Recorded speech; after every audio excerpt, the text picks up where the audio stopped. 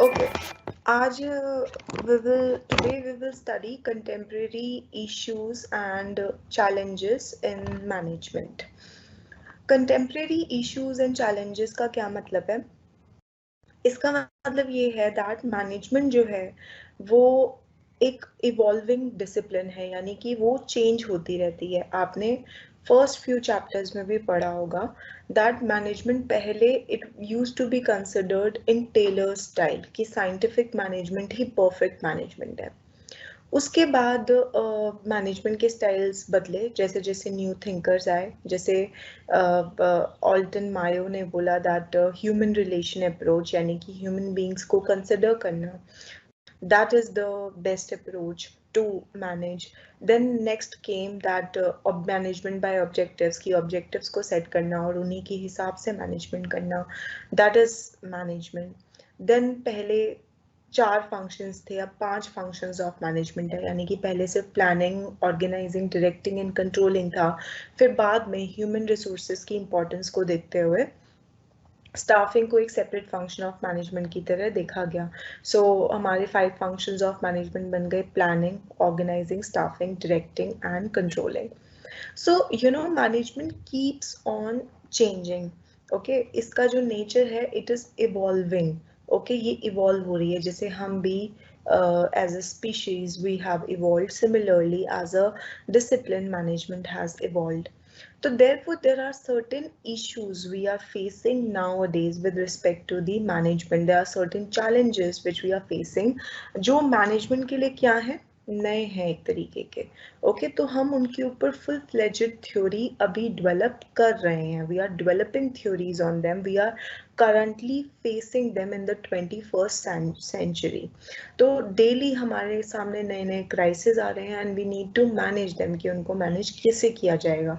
तो that is what this unit deals with, that is contemporary issues and challenges in management. So to begin with, सबसे पहले हम बात करते हैं ग्लोबलाइजेशन की। ग्लोबलाइजेशन आज की डेट में सबसे ट्रेंडिंग वर्ड है, globalise, that is going beyond your national boundaries. Okay, why do you need to go beyond your national boundary? With a purpose of exchange, with a purpose to do business. Okay, that is for exchange of goods, services, ideas, innovation, creativity, exchange of labor, exchange of students. We need globalization. That is, we need to go global, we need to think global, we need to act global. That is going international, going beyond your national boundaries. That is what globalization means. Okay, now today businesses, when we talk about management, from management perspective, when we talk about business, globalization has made the management of business very very complex. Why? क्योंकि पहले organisation कम से कम एक nation में operate करती थी, but today they have operations in multiple countries of the world. Okay, now globalization क्यों, why do companies want to globalize themselves? Because obviously globalization leads to profitability and it also leads to productivity improvement. Profitability कैसे लेके आती है globalisation? Globalisation leads to profitability because आपकी market बड़ी हो जाती है, you are selling to your national customers. अब आपके जो नेशनल कस्टमर्स हैं अगर वो पूरे कवर हो चुके हैं तो you can go to the international market और some other country to cover their customers, आप उनको सेल कर सकते हो, तो उससे आपकी प्रॉफिटेबिलिटी बढ़ जाएगी।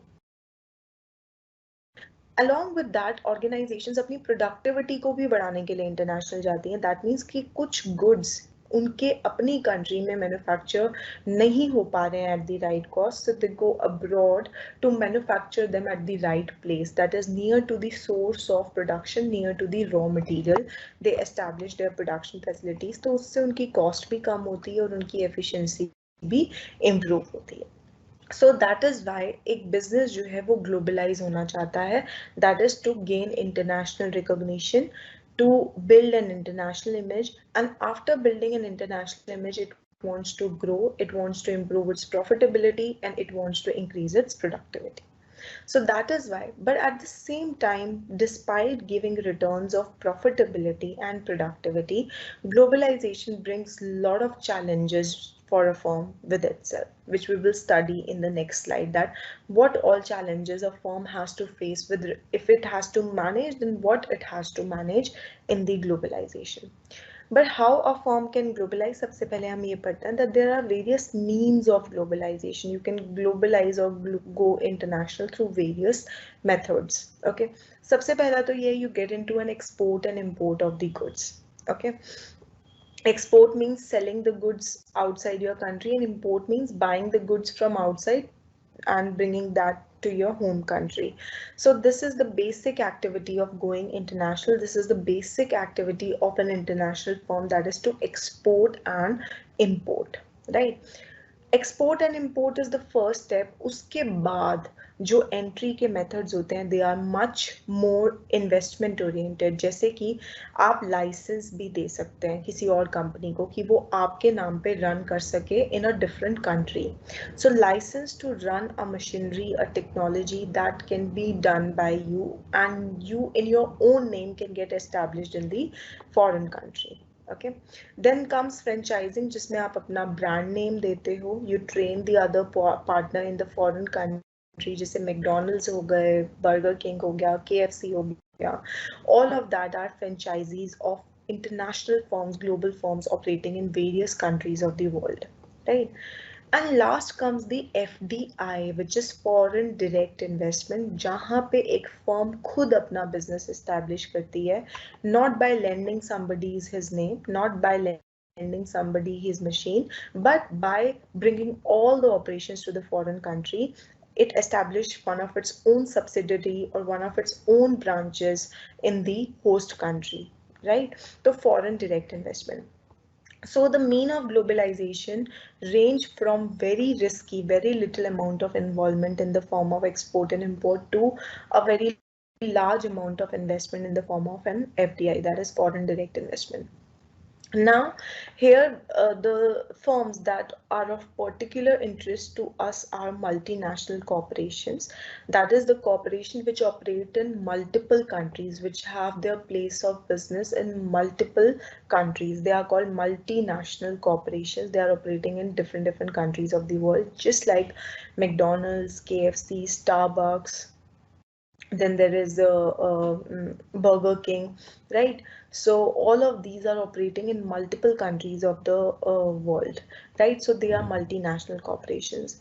Multinational corporation is an idea which is very good idea for the country, especially for the developing countries, because they have great role to play in their development. अगर आप एक मल्टीनेशनल कॉर्पोरेशन की बात करो तो they go to the developing countries with the purpose to get cheap labour और cheaper resources, right?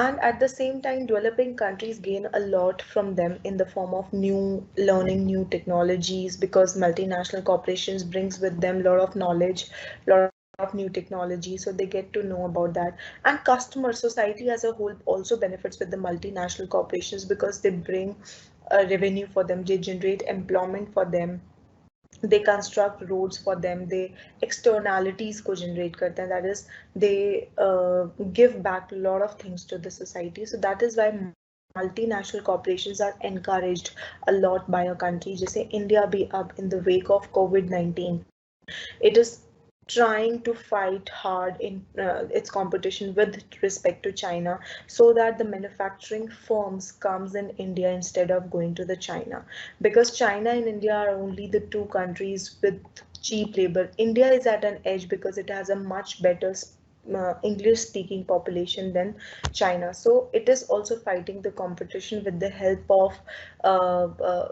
by providing lucrative opportunities to the multinational corporations so that they come more and more to India.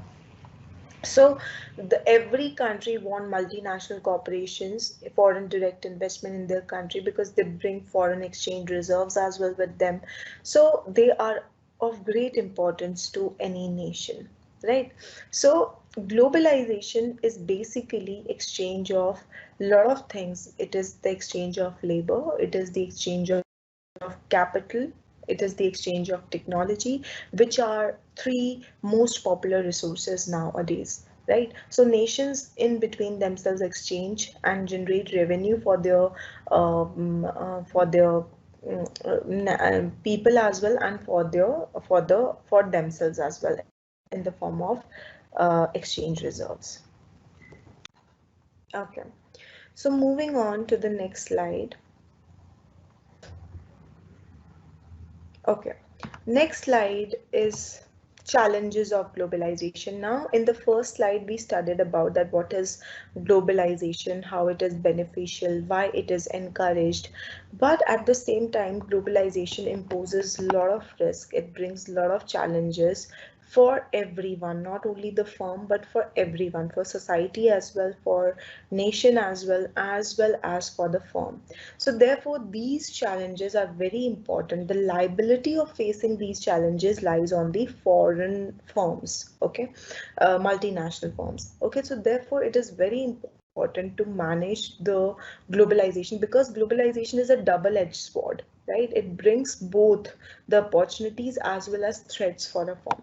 Opportunities कैसे, जैसे आज की date में अगर आप देखेंगे तो आपकी employment opportunities are not only in India, but if you have acquired enough amount of skill, then your opportunities also outside India as well. So it has opened a lot of opportunities for a lot of people, but at the same time it has brought a lot of risk for the firm as well.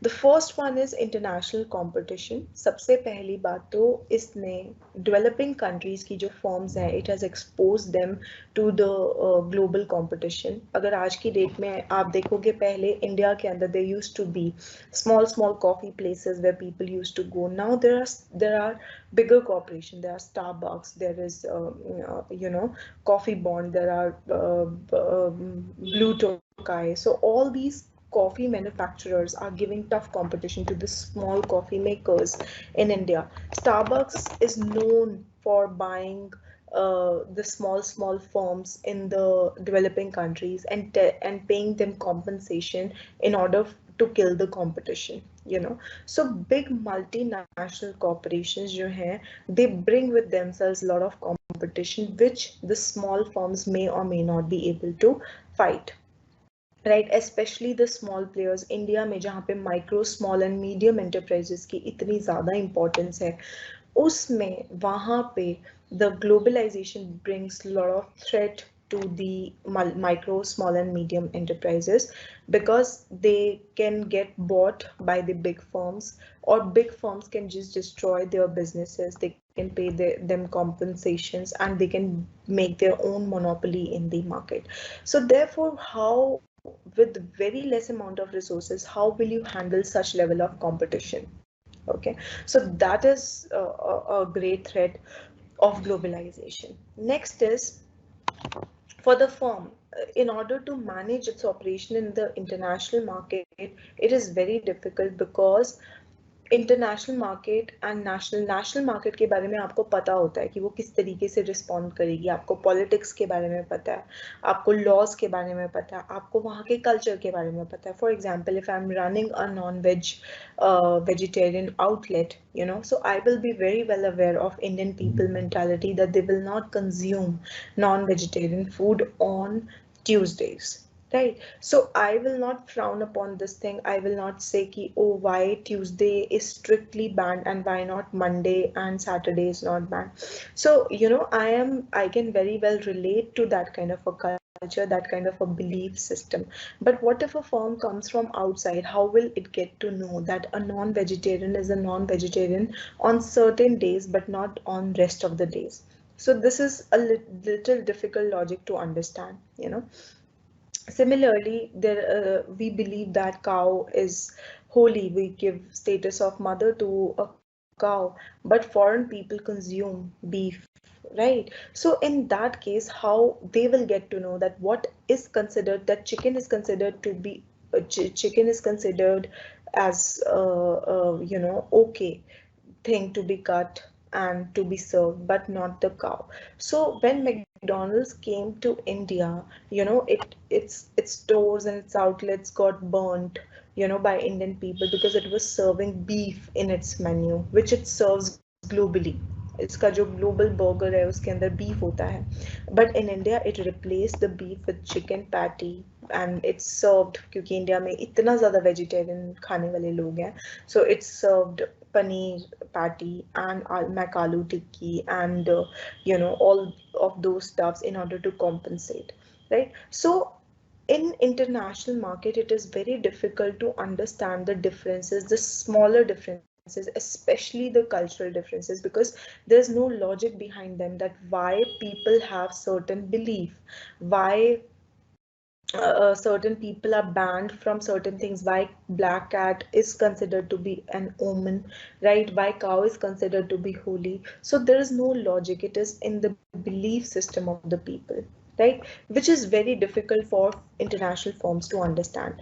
But if they fail to understand, they may face a backlash from the citizens of that particular country, that it may have to exit its operations, right? So there is a cultural risk, that is failing to understand the culture of a country. Similarly, there is political and legal risk. आपको अपनी country के laws के बारे में भी पता है, but when you go to the foreign country, there are no laws.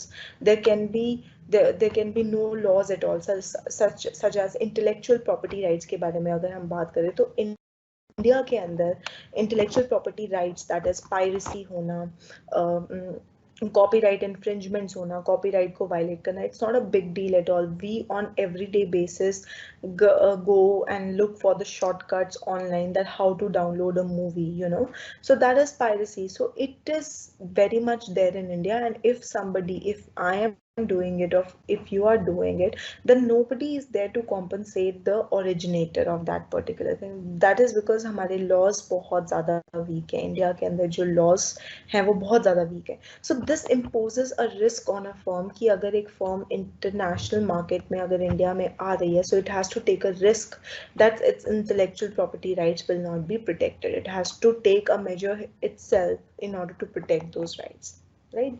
So legal risk is there, then political risk is there. आप देखते हो कि अगर पॉलिटिकल अनरेस्ट होता है किसी कंट्री में, गवर्नमेंट जो है उसके अगेंस्ट लोग हैं, they are on the roads, they are protesting against the government, they are going for strikes, they are just burning all lot of places. So that is political risk, and sometimes government can also do that. Government can nationalize certain companies or tell certain companies to take their operations from the country. So any government rule can create inconvenience for the firm. For example, in 1970s, when India went for nationalization, a socialist system of economy was followed at that time. Coca-Cola was made to exit India. Why? Because it was a foreign firm. Okay, Coca-Cola को एक condition दी गई थी that if you will reveal the secret, then only we will allow you to continue your operations in India.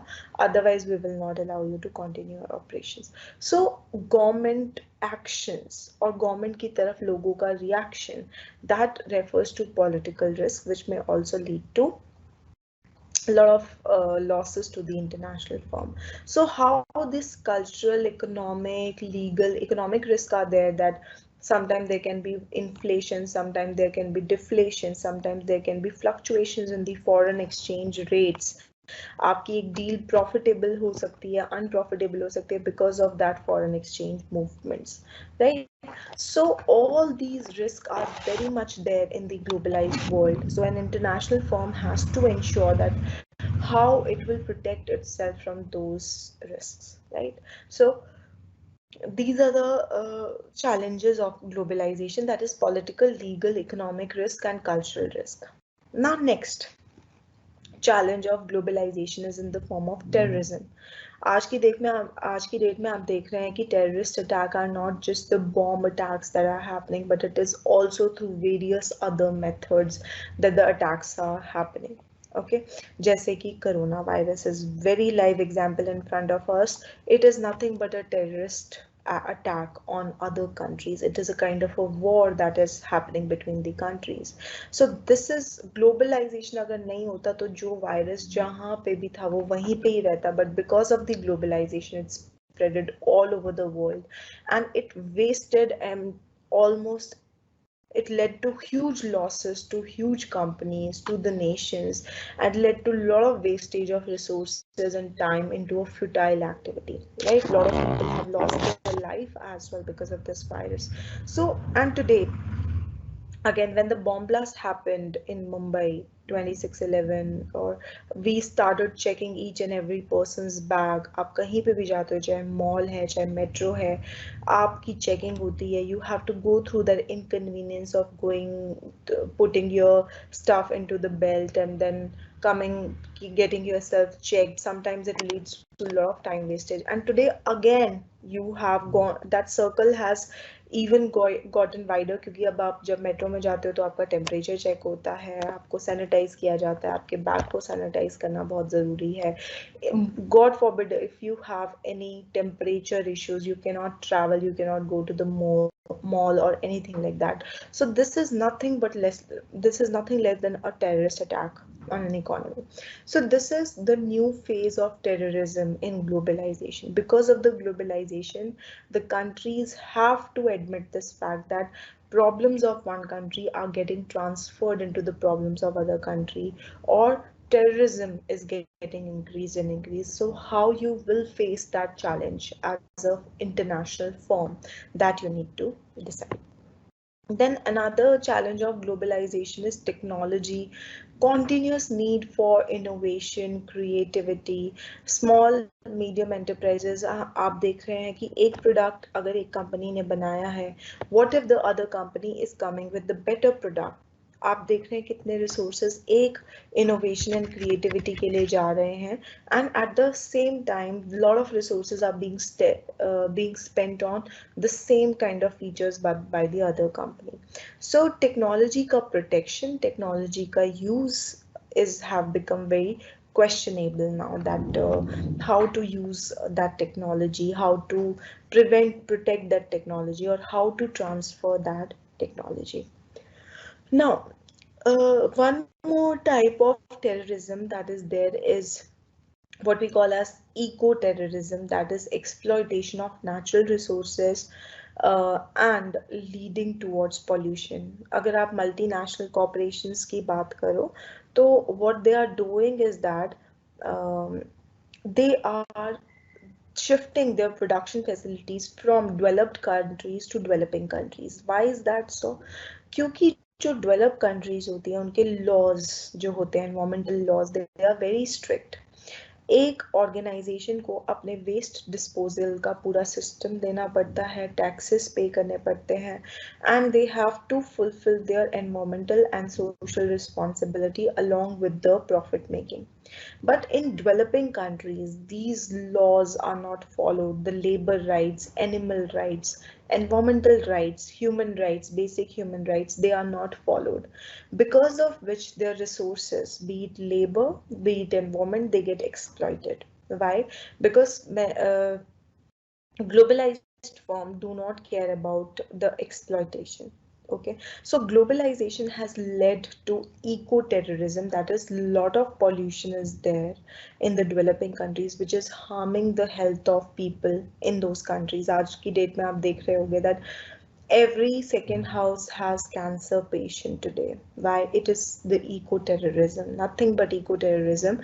So a firm need to manage this liability. Now government and international, nationally, governments are becoming very, very aware that multinational corporations are earning too much, but at the same time they are creating a lot of pollution, you know. So they are making them obligated to pay for this expenses. आज की date में आप देख रहे होंगे कि corporate social responsibility को government ने impose किया है on the firms, right? So therefore, the government now is realizing the role of multinational corporations in improving the environmental condition and so on, in improving the environmental conditions and so on.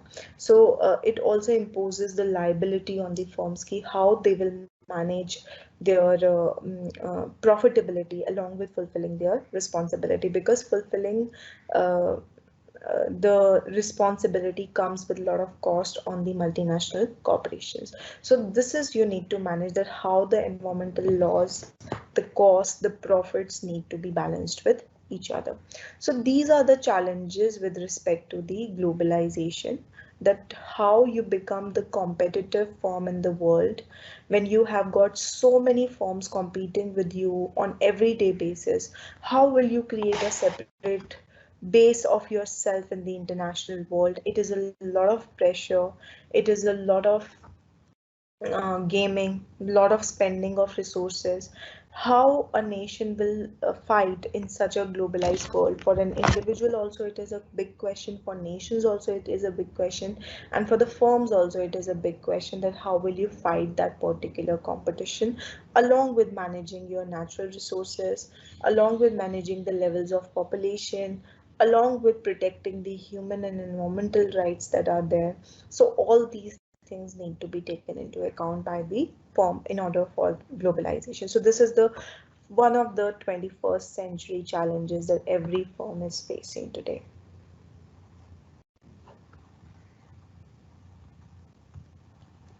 Okay. After the globalization, the next issue that comes into place is workforce diversity. Workforce diversity, I would say it is nothing but the outcome of the globalization itself. अब हम globalised world में रह रहे हैं, तो therefore there are corporations operating in multiple countries. They are employing people of that particular country, right? So कितने अब देखो, अगर इंडिया में किसी ने अपना बिजनेस सेटअप किया है तो it will hire the people of India only, right? So Indian people are working closely with the foreign people, okay? And this is what leads to diversity. Diversity means, as given in the slide also, diversity refers to the condition of having or being composed of different elements. एक चीज को हम diverse कब कहते हैं, कि जब एक चीज में मिक्स होता है डिफरेंट डिफरेंट चीजों का, that is those things are different from each other. The term is especially used to denote the inclusion of different types of people belonging to different age groups, different races, different genders, different cultures, different regions, languages, etc. They are of different color, etc. in a group of an organization. So when I talk about diversity, it refers to how many different types of people from different cultures of the world and cultures of a nation work together, come together. It represents the management's ideology of acknowledging and respecting the differences amongst the people. When we talk about workforce diversity is all about acknowledging that other person is different from you. See, when we talk about diversity, respecting the cultural differences, that means if you have a belief system of a certain way, then you need to accept this fact that the other person can also have a belief system. Then only you can coexist in the world. For example, if we are Hindus and other persons are Sikhs, or the other person is Muslim, we can coexist only when we accept the fact that we all are right, we all are different from each other because of our religions, because of our cultures, right? And we should respect each other culture. So similarly, in an organization we can coexist if the people respect their culture, respect their diversity. So when we talk about diversity in the context of organization, it refers to workforce diversity, which is one of the contemporary issues faced by management today.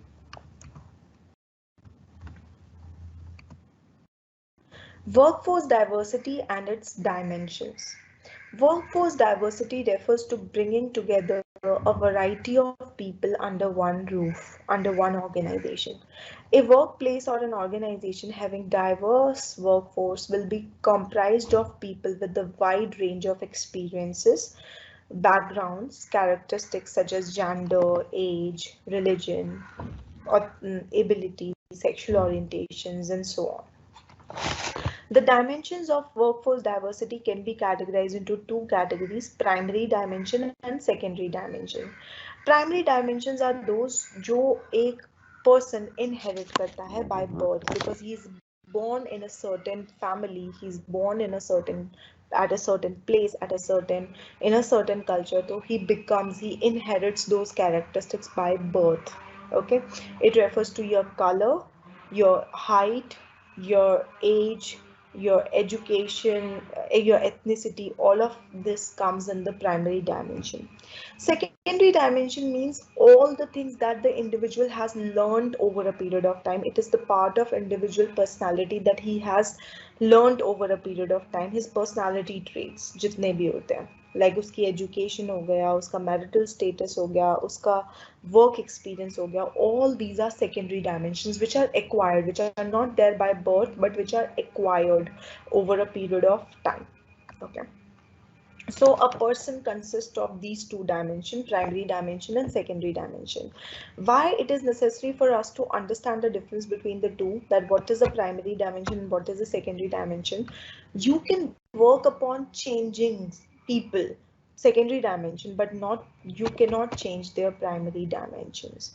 आप अगर एक organization में change लाना चाहते हो किसी के behavior में, किसी के attitude में, you can definitely bring it if it is a part of secondary dimension. But if it is a part of the primary dimension, that it is by birth, then you cannot change that particular dimension of an individual's personality. So thereby it becomes very challenging. The primary dimensions which are very difficult to change, so that becomes very challenging for an organization. Now, so therefore an organization need what we call as workforce diversity. Workforce diversity is a double-edged sword. That means having diverse people in the organization can provide you benefit as well as it may lead to loss also. Having diverse people at workplace leads to numerous benefits such as creativity. आप different लोगों को लेके आए हो, they are brainstorming with each other. Obviously, they will have newer ideas. They can make you innovative, and they can build you a positive reputation. कि this is the organization which does not discriminate between the employees, right? Not even for the sake of innovation and creativity, diversity in workforce has become inevitable. मतलब आप इसमें help ही नहीं कर सकते. You are operating in a globalized world and there the diversity will be inevitable. अगर आप दूसरे nation में जा रहे हो, तो obviously there will be number of people, you know, who will be you will have to hire, right?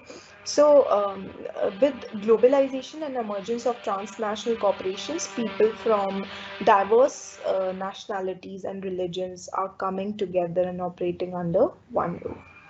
Managing workforce diversity is therefore a critical issue, a challenge, also a contemporary issue in management, which implies creating an organizational climate in which people from they are different from each other on both primary and secondary grounds.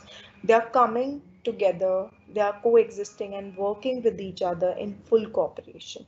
Okay, now when the people have this confidence in the organization that they will not be discriminated, there will not be any biases on grounds of religions, on grounds of cultures, it boosts up the morale of the employees, and they want to work for such organization who does no discrimination.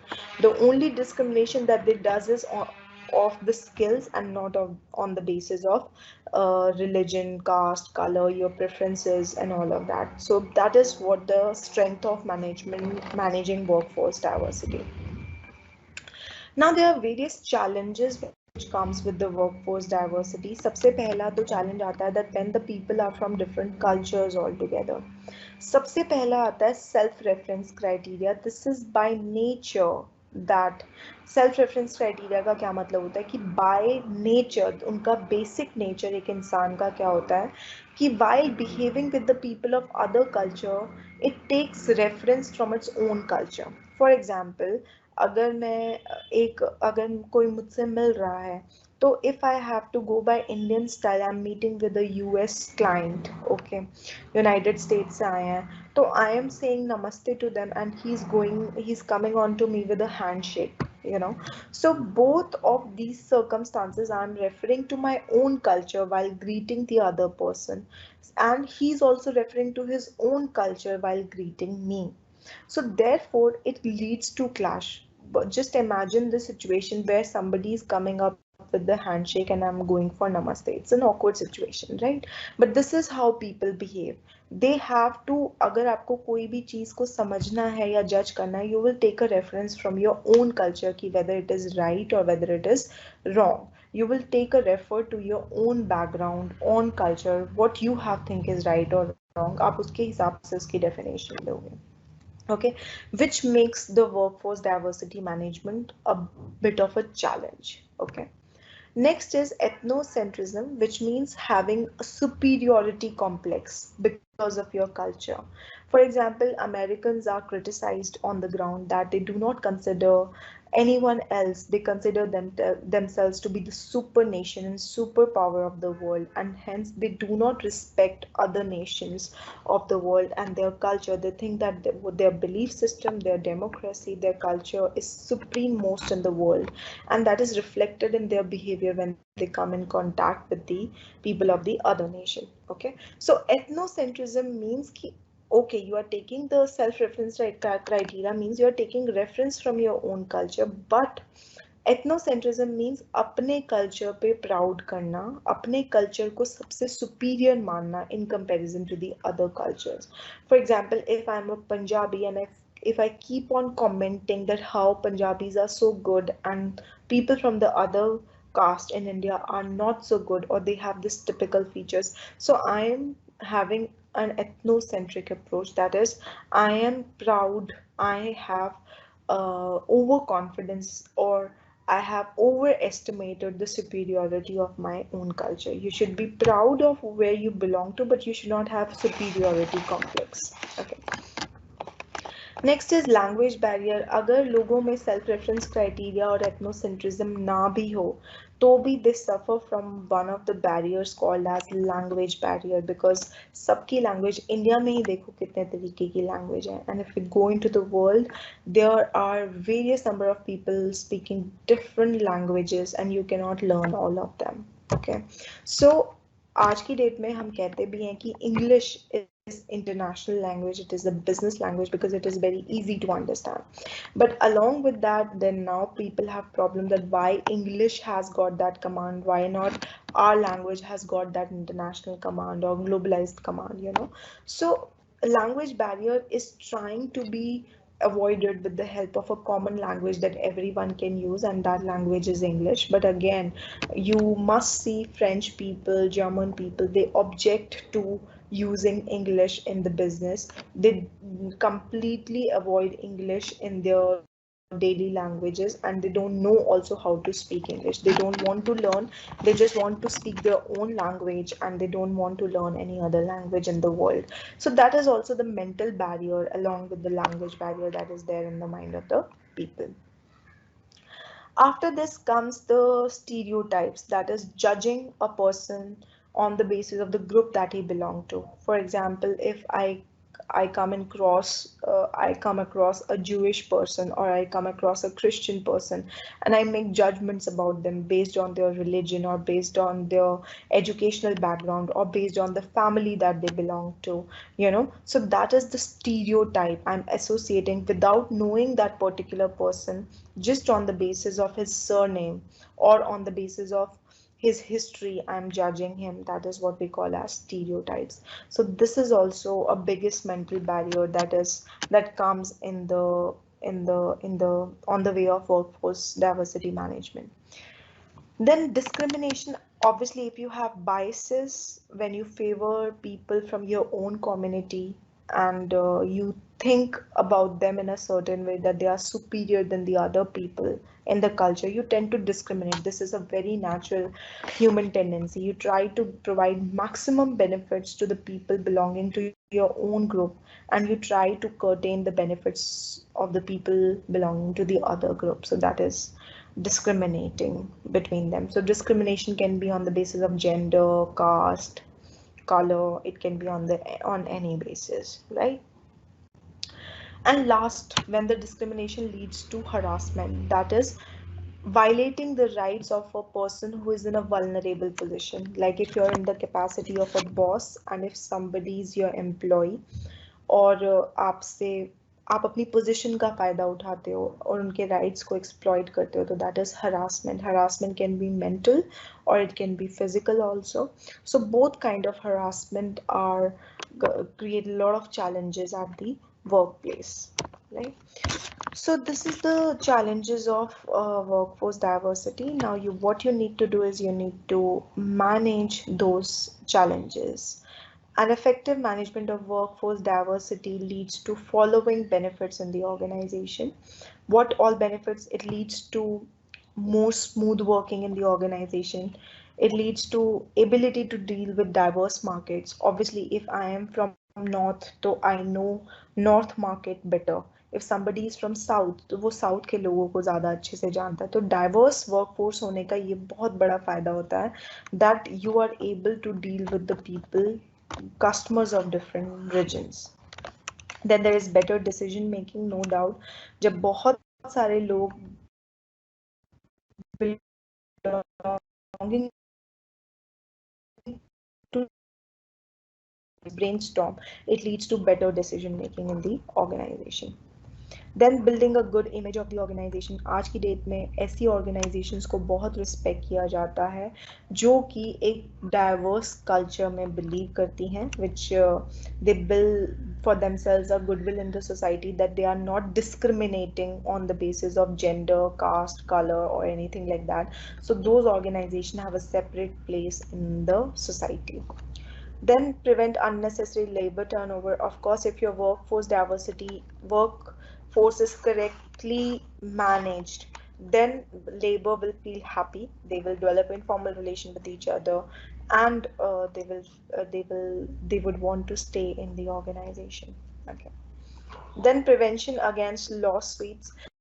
Suits, that means कि अगर harassment और discrimination आज की date में organisations के अंदर होता है, so it may invite lot of legal complications for an organisation. For example, एक एम्प्लॉय जो है वो आपके ऊपर केस फाइल कर सकता है दैट यू हैव डिस्क्रिमिनेटिंग और यू हैव हरास्ड हिम. तो लीगल सिस्टम के तहत भी डिस्क्रिमिनेशन करना is band, so it prevents you from doing that.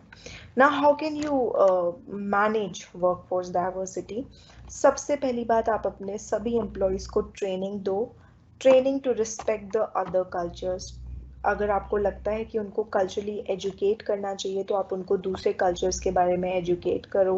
Make them aware about that these are the different cultures. इनको ये इनसे हमें सीखने को मिलता है, right?